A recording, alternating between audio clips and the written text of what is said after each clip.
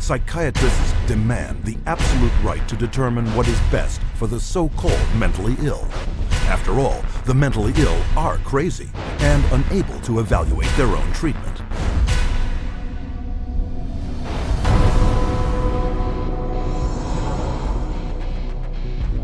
To enforce their authority over others and keep their institutions filled at profitable levels, psychiatrists use a method called involuntary commitment.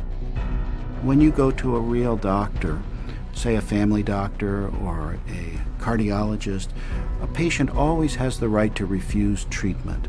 So there is no such thing as involuntary treatment when it comes to clinical medicine as practiced by real doctors.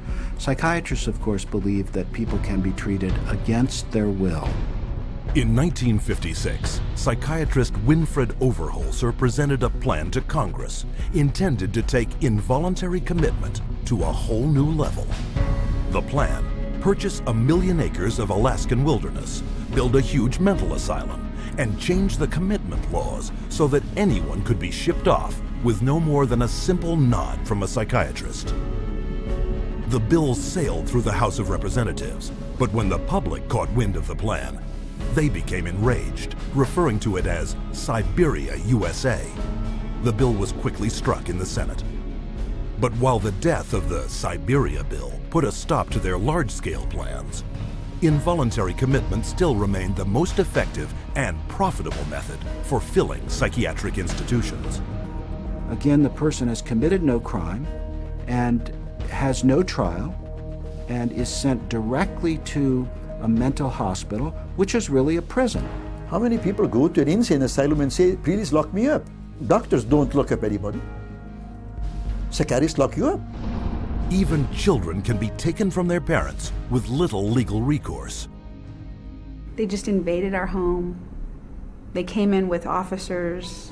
Our kids were scared. You know, they come in with a piece of paper and say, you're giving us your kids. And it's like, you know, how can they just come in and do that? She said, you could be arrested for medical neglect.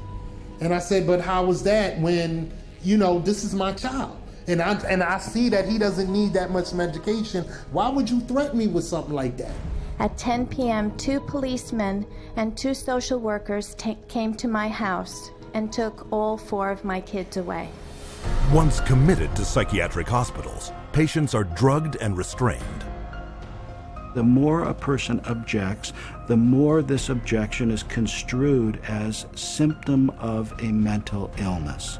At which point the person would be locked up in restraints. There would be the ankle, the knee, the waist, the head, the wrist, and the shoulder restraints.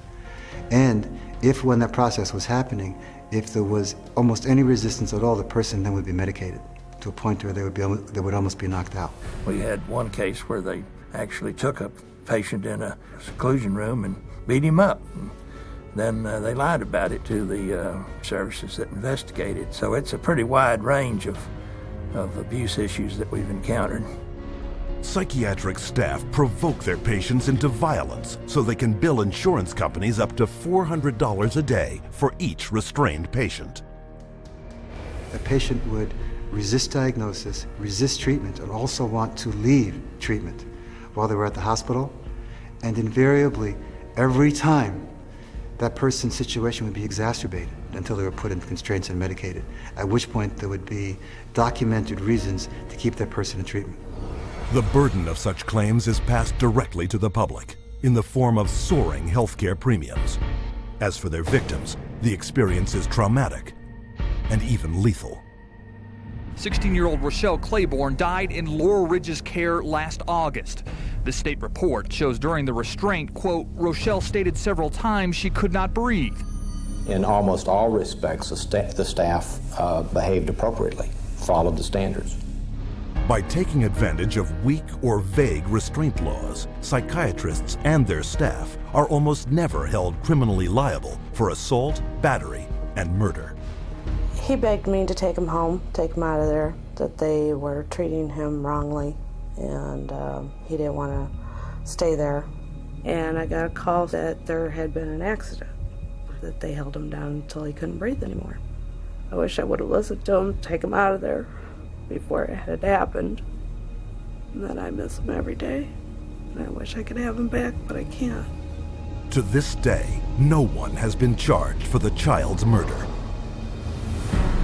The elderly are a prime target for psychiatric abuse, with treatment of senior citizens in mental institutions in the U.S. costing private and government insurance $4.5 billion a year. Unwarranted commitment has occurred that wouldn't have occurred if the people hadn't had insurance. The proof of that pudding is generally in how fast they get out once the insurance runs out. Involuntary commitment is a form of psychiatric slavery, where persons are treated as if they're property and they are deprived of liberty, and people are making money in the process. As long as we have involuntary mental hospitalization, psychiatry is a prison work. It's a crime against humanity. It is not medicine. Every 40 seconds, someone is involuntarily committed to a psychiatric institution. And if you think this is something that can't happen to you or someone you know, think again.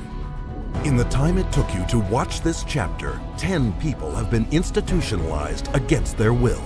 And with hundreds of billions of dollars allocated to hospitals internationally since 1975, psychiatrists have carved out for themselves a lucrative commercial enterprise, hidden behind a dubious interpretation of the law.